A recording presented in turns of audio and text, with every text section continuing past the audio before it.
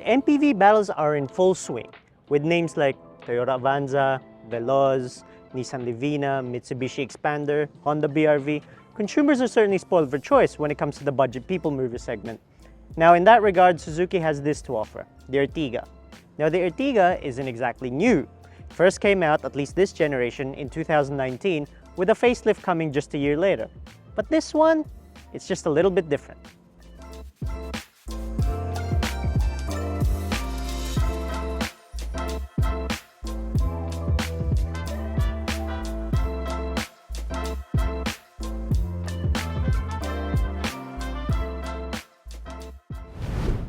The difference lies under the hood. This Ertiga is the hybrid version that was previewed at the Philippine International Motor Show last September 2022. Now the way this works is you have a 1.5-liter gasoline engine, a lithium-ion battery, and an integrated starter generator, or an ISG. The ISG stores and captures energy in the battery, and it also helps with acceleration and the starting up of the vehicle. Like most hybrids, this charges through regenerative braking.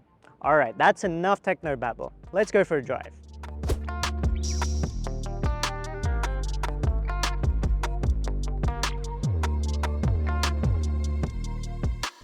Driving-wise, the Ertiga ticks all the right boxes for an MPV.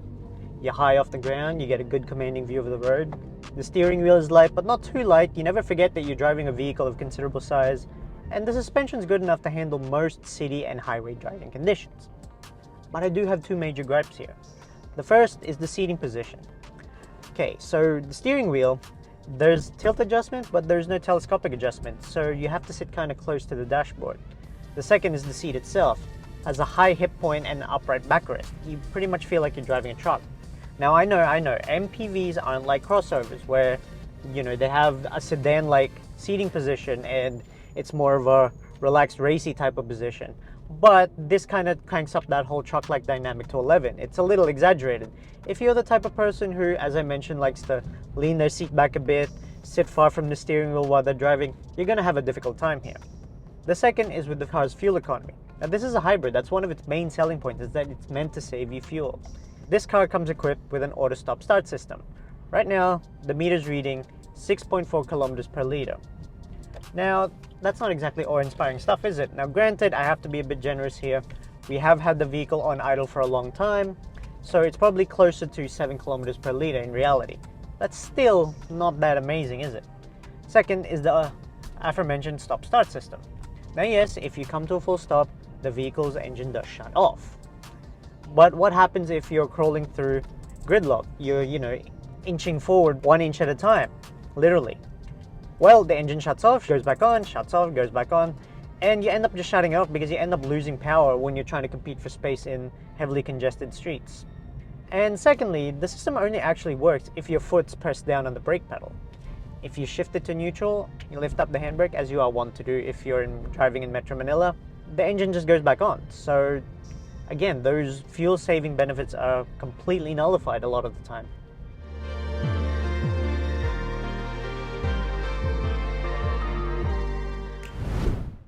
Now design-wise, here in the interior, there's not much difference from your standard Ertiga. You get this fir wood trim here, and you get this blue theme going on here in the instrument panel to sort of symbolize the whole hybrid shenanigans going on. Now, the main difference is in the tech. Here you get a 10-inch infotainment touchscreen system, which is up from 8 from your standard Ertiga. And this comes standard with Apple CarPlay and Android Auto. So I'll just plug that in. But if you're the type who still has, your iPod Touch, or maybe even the one with the scrolly wheels, you can go a bit old school here. This is very interesting. Here you get, next to the USB port, an auxiliary port. Now, when was the last time you saw one of those? Another thing here that the top spec Ertiga gets that the standard ones don't is an automatic aircon system. Standard ones only get manual. And a first for the Ertiga, also exclusive to this top spec variant, is the addition of cruise control. So the main difference here really is in the tech. Okay, now in terms of interior space, I'm roughly about 5'5". I have plenty of headroom here. The roof actually curves up and provides you plenty of headroom here.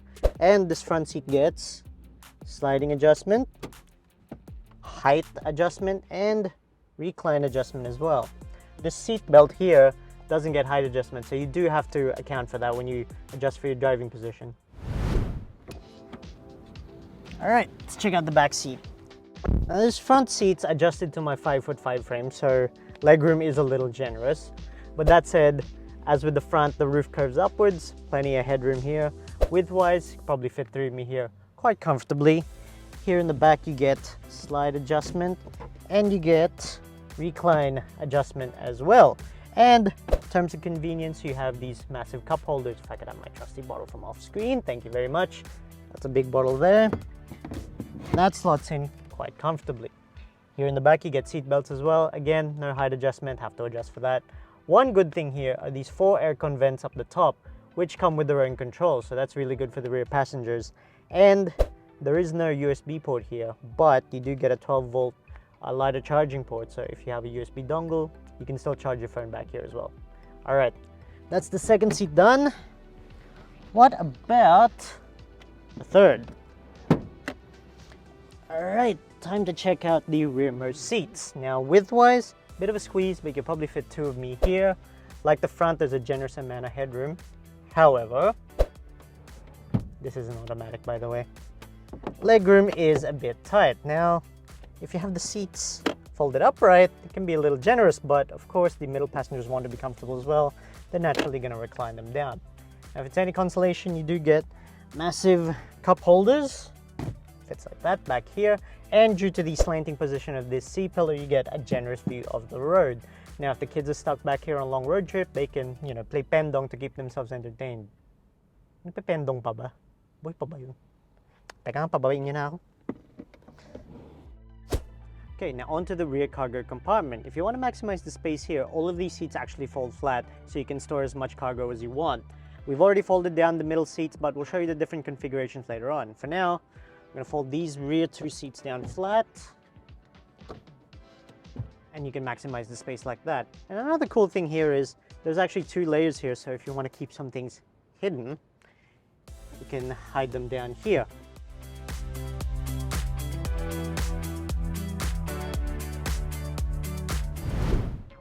Now, in terms of design, there's not much difference here compared to the standard Ertiga. Here you get a new front bumper, new front grille, and new alloy wheels. This particular unit comes in a brave khaki pearl shade, which is exclusive to this top spec variant. How much for all of this? We don't have the price just yet, but as soon as we do, we'll put a link down in the description below which you can check out.